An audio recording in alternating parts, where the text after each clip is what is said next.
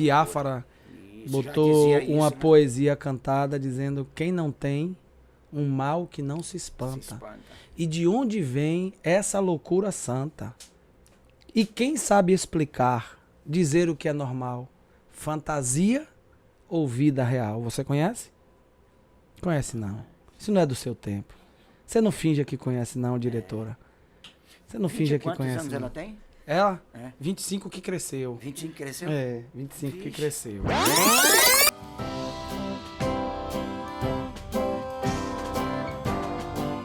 Alô você, estamos começando mais um Dois Dedos de Prosa. Este programa que tem a missão de levar até você trajetórias de vida, personalidades anônimas, mas essenciais em suas tribos e em suas comunidades.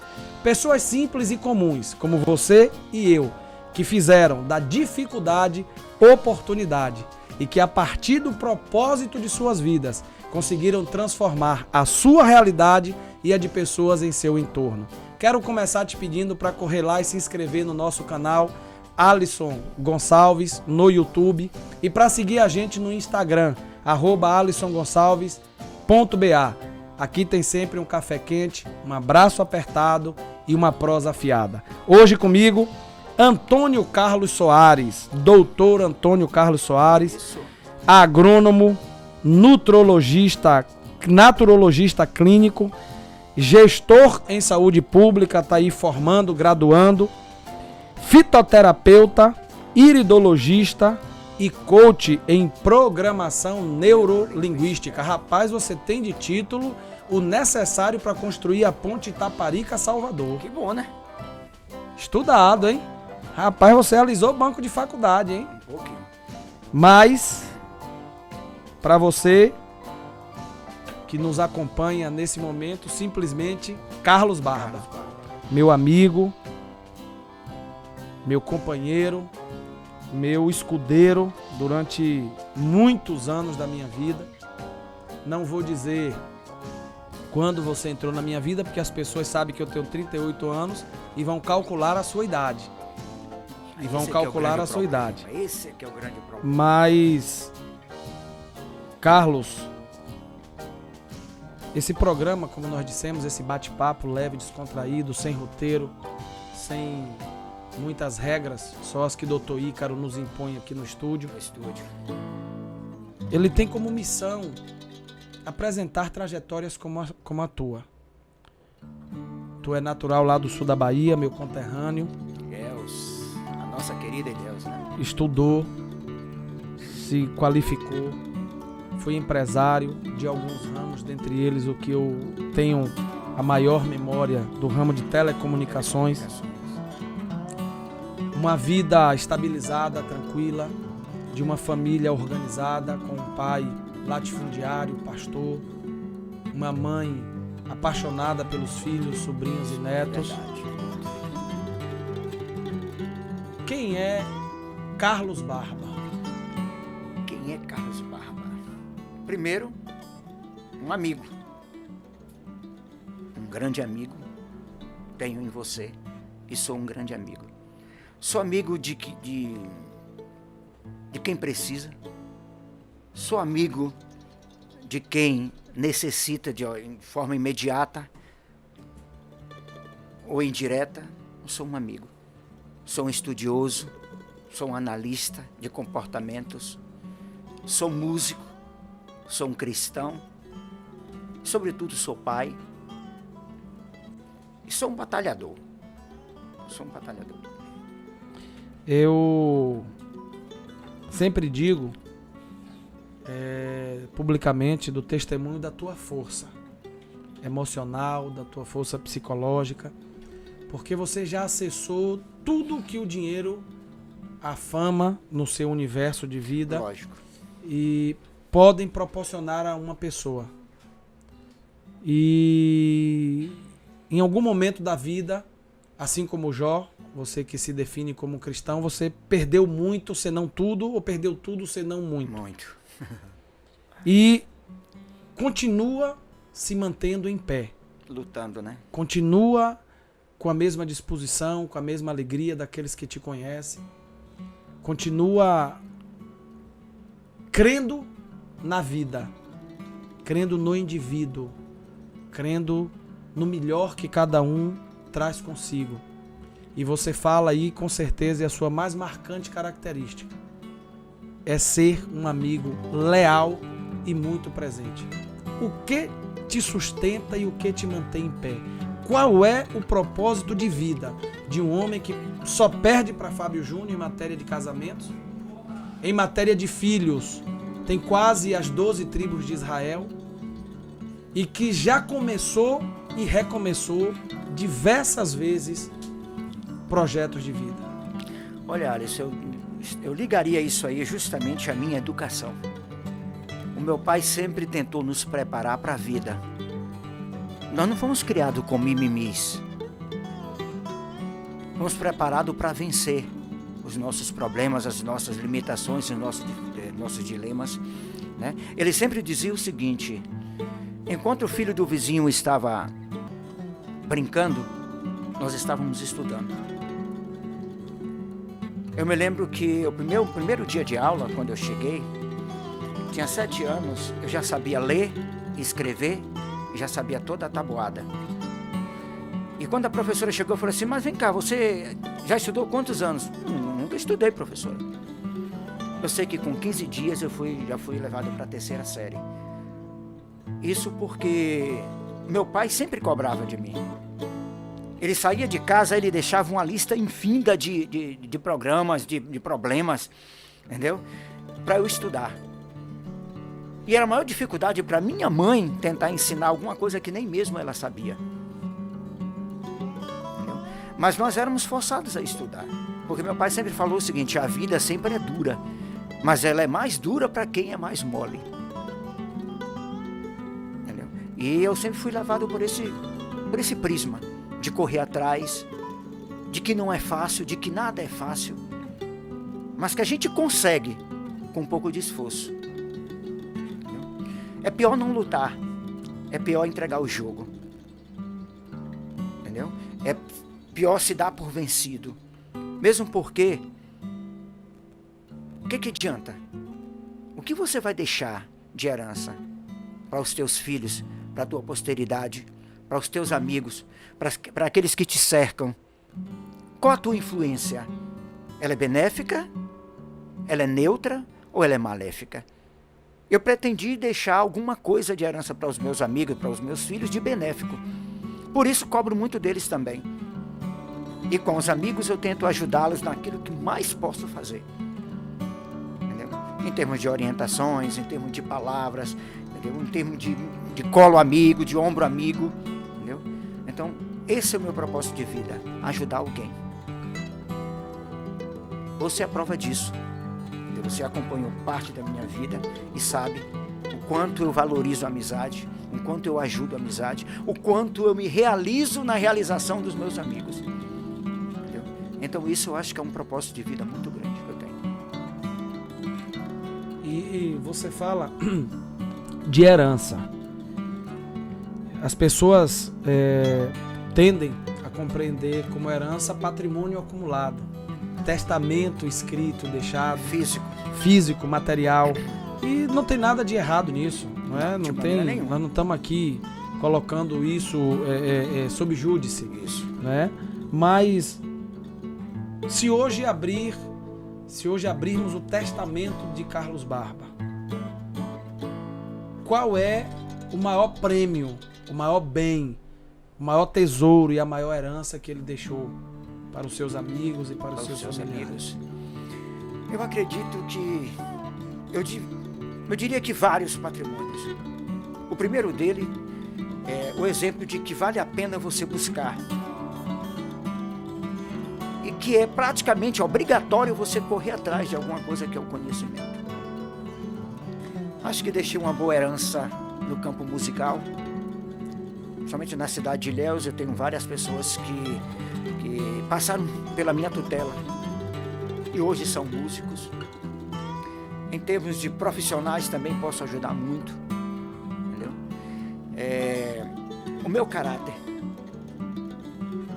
também, eu diria que ele é um exemplo para muitas pessoas. Mesmo porque isso aí já foi uma herança do meu pai.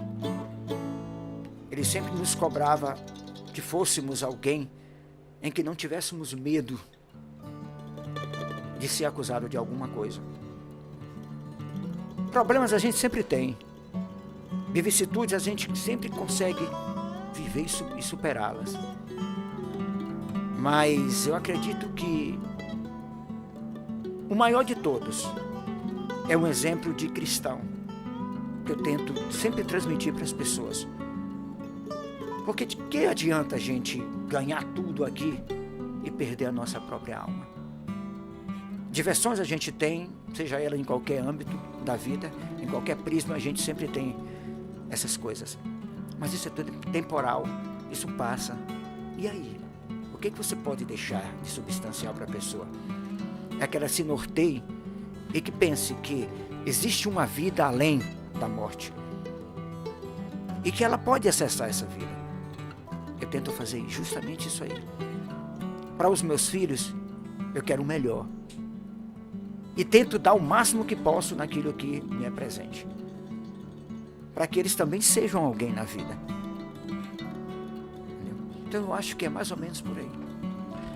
Você acredita muito, dentro do que você está colocando, a educação doméstica e formal que você recebeu. Especialmente por parte do seu pai, né? Você faz questão de frisar isso. Eu creio que não há meio de transformação da sociedade sem educação. Melhor sem educação. E como pais pouco instruídos podem instruir os seus filhos no mundo moderno, tecnologicamente transformado. Tem uma geração aí que já nasceu chipada. A gente tem dificuldade com determinados equipamentos, porque nós somos da geração de transição. Isso, nós somos do fim da geração analógica, não é? E do início da geração tecnológica, digital. Né? Então, eu falo assim a partir de mim que eu tenho dificuldades com alguns equipamentos que minha filha, quando tinha 4 anos de idade, já não tinha. Não é? Os menininhos de hoje pegam um telefone, um tablet, um smartphone e dão um show, não é um sucesso.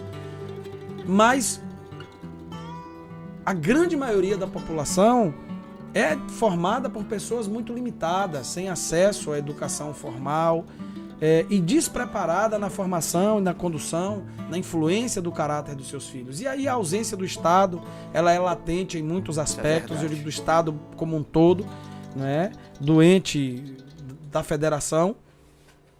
E você acredita grande parte do seu sucesso à educação.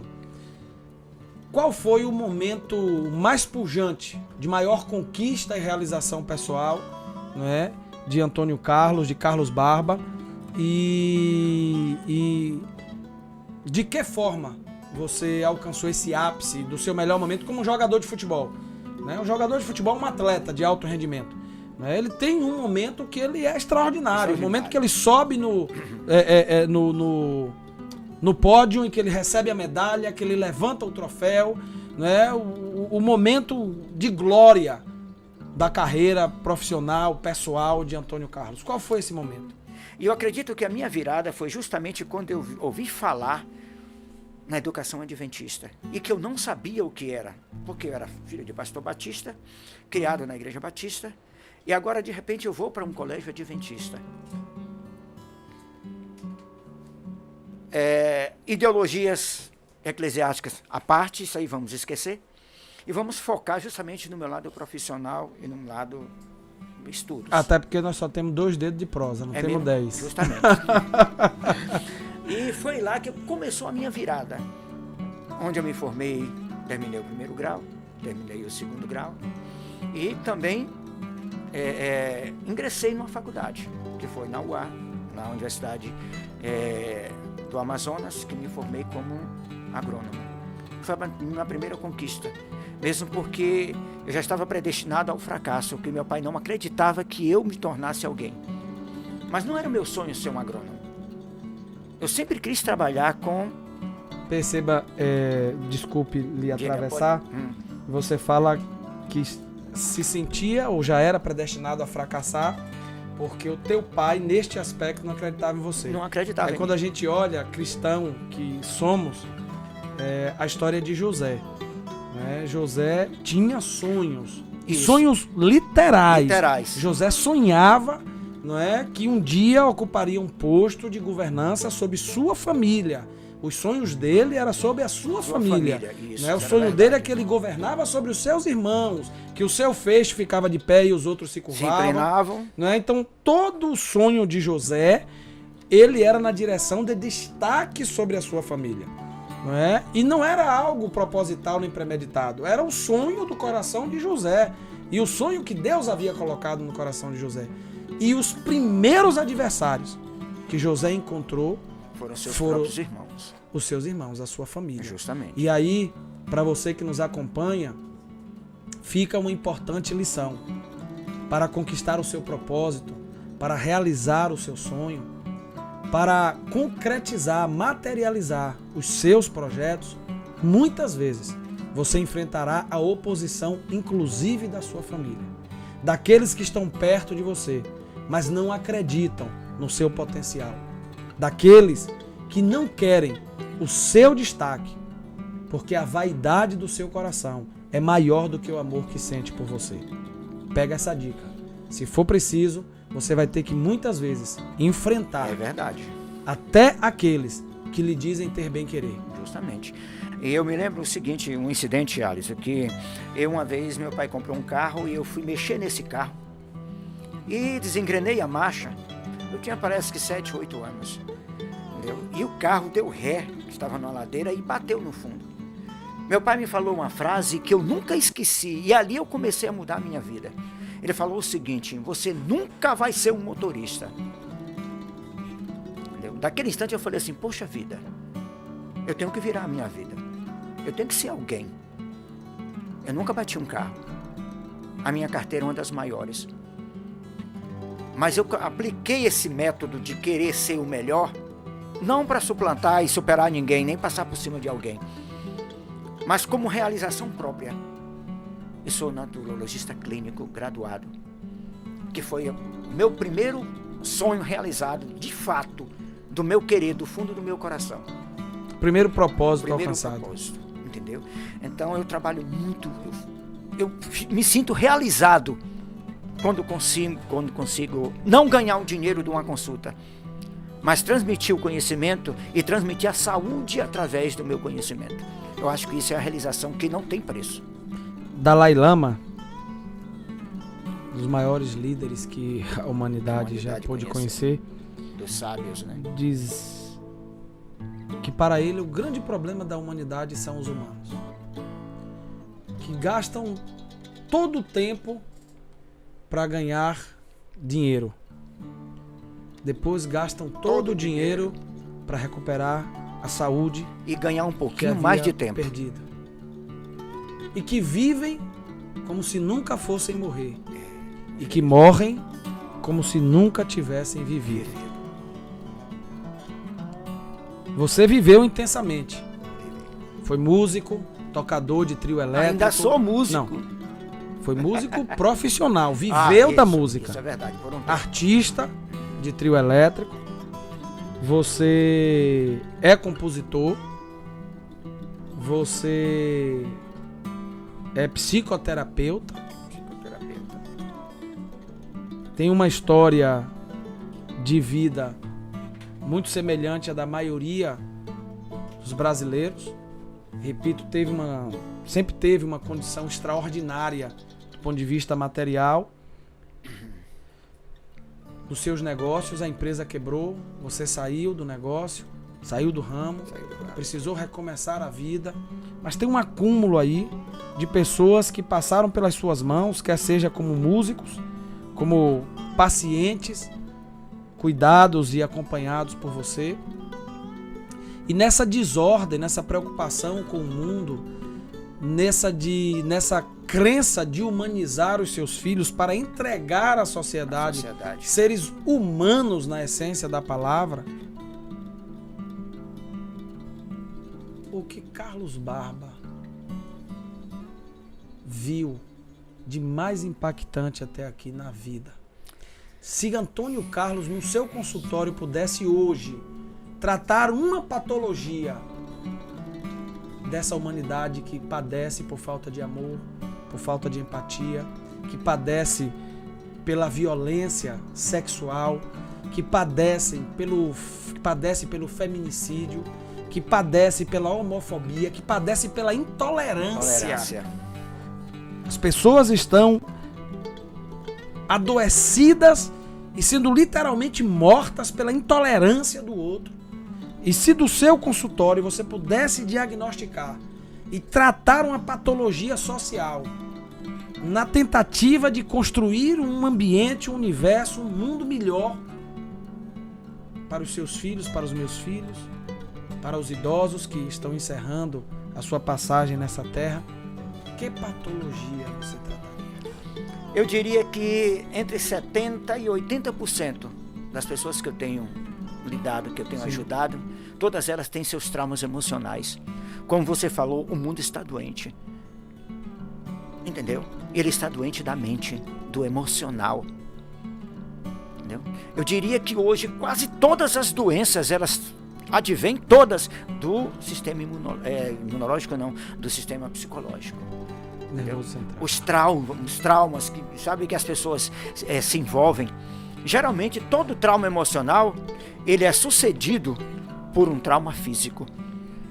Mas as pessoas só se preocupam em curar o fígado, o intestino, o pulmão, os rins, quando a sua origem está no sistema emocional. Isso é latente, isso é bem claro, eu consigo perceber tudo isso.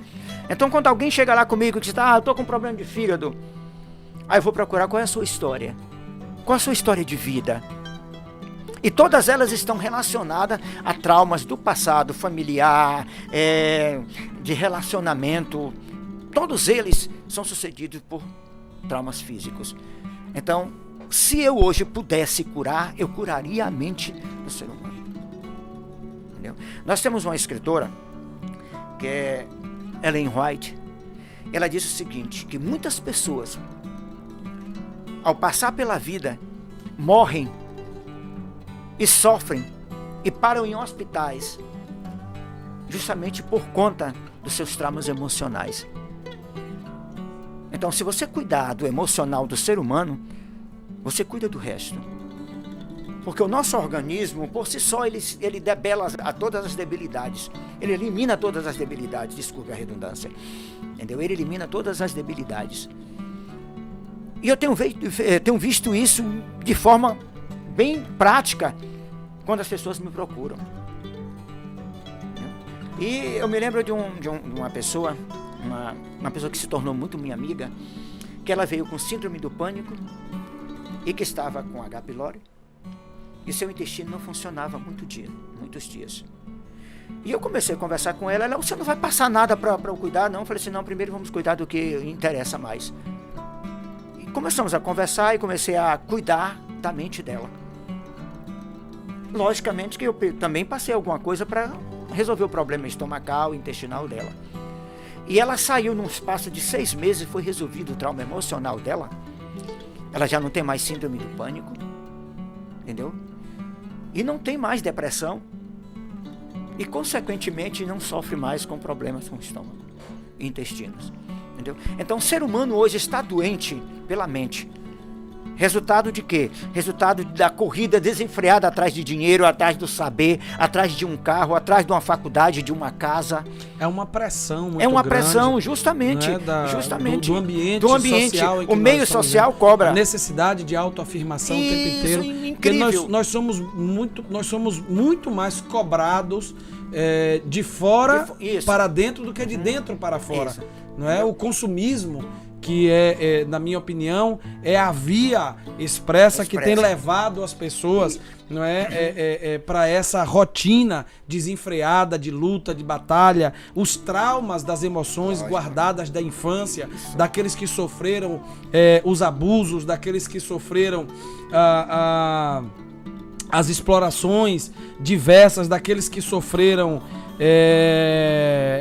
essa coisa que a gente tem combatido muito, as diversas formas de assédio. Né? Então isso são traumas que cicatrizam a alma das pessoas.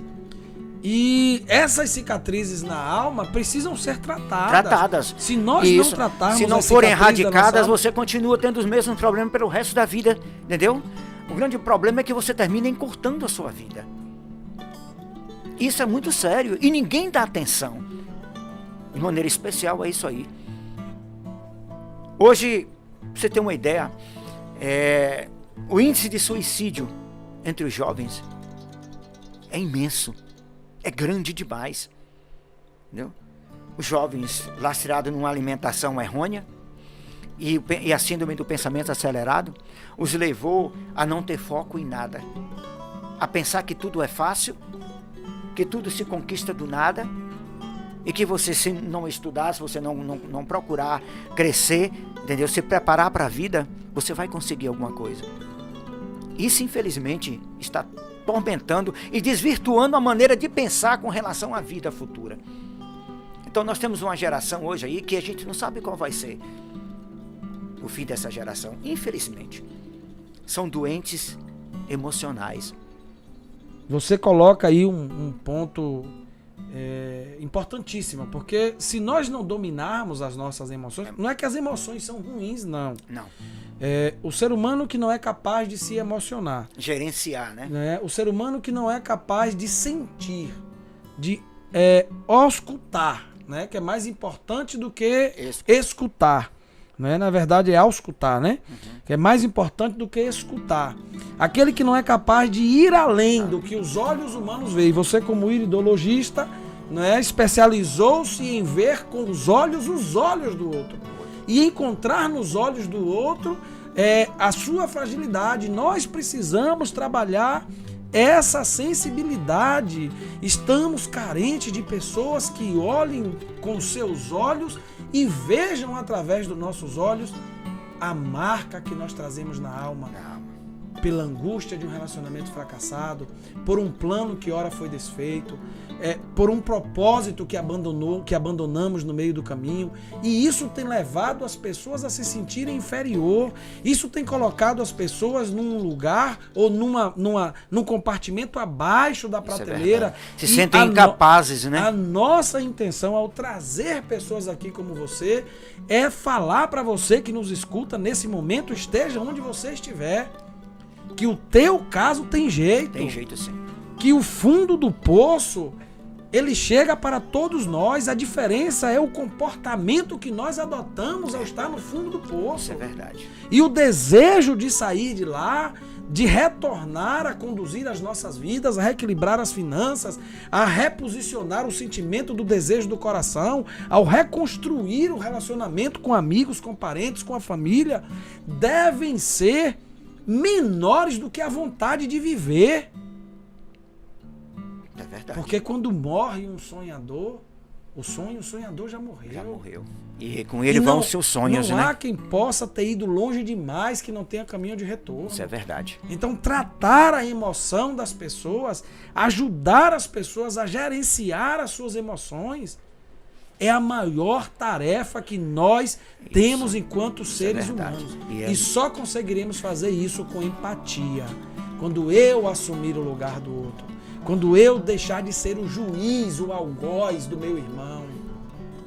Quando eu deixar a toga e parar de julgar as escolhas que o outro faz.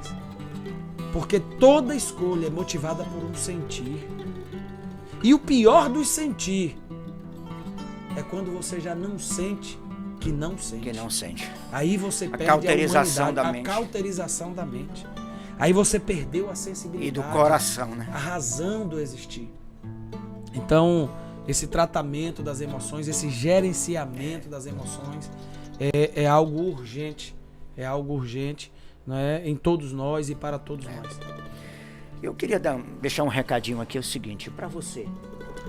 Para você que pensa que não é capaz de gerenciar suas emoções e de criar um foco e um rumo para a sua vida.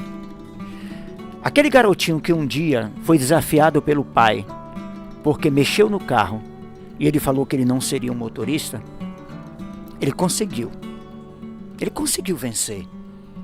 Digo que sou um vencedor porque quase todos os meus sonhos eu os alcancei. Você também não é diferente de mim. O mesmo poder cognitivo que eu tenho, você também tem. Crie um foco. Torne-se você mesmo mestre e tutor das suas emoções. Porque se você não conseguir dominá-las, por certo elas te destruirão. Mas o bom de tudo isso é que você conseguirá dominar. Procure ajuda se eu não conseguir sozinho. Existem profissionais esplêndidos no campo da psicoterapia, da mentoria, da ajuda, autoajuda. Basta que você procure, né? Então, o meu conselho é esse: corra atrás, vá, você consegue. E essa é a proposta, essa é a missão do nosso programa. Eu me lembro da história que está registrada nos Atos dos Apóstolos, capítulo 8, que ia um eunuco. Um eunuco, você não poderia nunca ser um eunuco. De né? maneira Namorador, nenhuma, de maneira nenhuma. É o concorrente de Fábio Júnior em número de casamentos. E o eunuco, ele era uma figura que cuidava das muitas esposas do rei. Me explique por quê e qual era o que acontecia para ser um eunuco. Ele era eunuco porque ele era castrado. Ele era castrado. Literalmente, exatamente porque ele servia no palácio e dialogava e convivia com as esposas dos reis. Mas não era qualquer um que servia no palácio. Quando as nações dominantes conseguiam vencer a batalha e escravizar os povos dominados, ou ora dominados, os nobres os que príncipes, serviam, né? Com todo o saber, ficavam escravizados no palácio. E conta a história que um dia viajava um eunuco do rei de uma daquelas províncias e lia um livro, e esse livro era a Bíblia, e lia e relia e não entendia. E aí Deus incomoda um cara chamado Filipe e manda ele levantar e sair e ir pelo caminho que Deus havia mandado. E Filipe não sabia qual era a missão. E no meio do caminho Filipe encontra a carruagem nobre do eunuco, que vinha lendo sem compreender, e ele pergunta: compreendes o que lê? E o eunuco lhe responde: como compreenderei se não houver quem me ajude, quem me ensine, quem me aponte o caminho? Então, não é num passe de mágica. Não. E quando a gente fala de emoção, não faz de conta, né? Nós estamos falando daqui do patrimônio imaterial das pessoas, daquilo que é intrínseco à personalidade, e do mais precioso, né? Do que é mais precioso, é aquilo que define, não é? No momento de mais alta ou mais baixa emoção, que eu tomo decisões que podem modificar para sempre a minha vida, me trazer consequências, me provocar cicatrizes na alma, que talvez jamais um dia eu consiga a cura. Então, a nossa tarefa aqui é trazer histórias de superação como a sua, para que essas histórias de quem já teve muito, de quem já teve tudo, de quem já viveu na bonança e quebrou, mas conseguiu se soerguer com muita resiliência, com decisão, com foco, com propósito e com metas claras, mas ninguém faz nada só. Lógico. E em algum momento você contou com a ajuda profissional, de amigos, da família. Você encontrou no seu caminho, no caminho da sua carruagem, um Filipe. E espero que essa nossa prosa de hoje possa nos fazer felipes. Esse é o intuito maior, né, cara? Ajudar. Essa é a missão desse programa. Olhe para dentro de você. Não escute crítica construtiva de quem nunca construiu um barraco. Não aceite que metam a colher no seu vatapá quem não moeu com você o feijão. Não permita que azede a sua panela quem não cortou com você o tempero. Não existe nada mais precioso para Deus do que a sua vida. A nossa vida, né, cara? A nossa alma. Então, Carlos, eu quero lhe agradecer não apenas pela vinda hoje aqui, pela coragem de falar do seu sucesso, dos seus momentos de fracassos. Todos E nós temos, né? não há na vida quem nunca tenha fracassado. Justamente. E eles nos ensinam. Não há nessa vida quem seja plenamente feliz, porque cada um dos nossos risos são marcados por nossas lágrimas. E muito obrigado por ter me escolhido e me permitido escolhê-lo para ser o meu irmão, Meu a melhor minha amigo.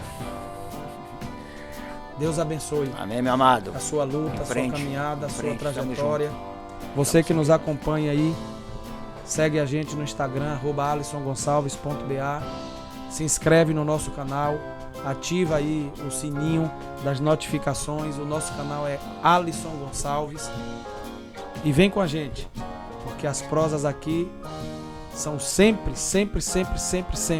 acolhedoras, acaloradas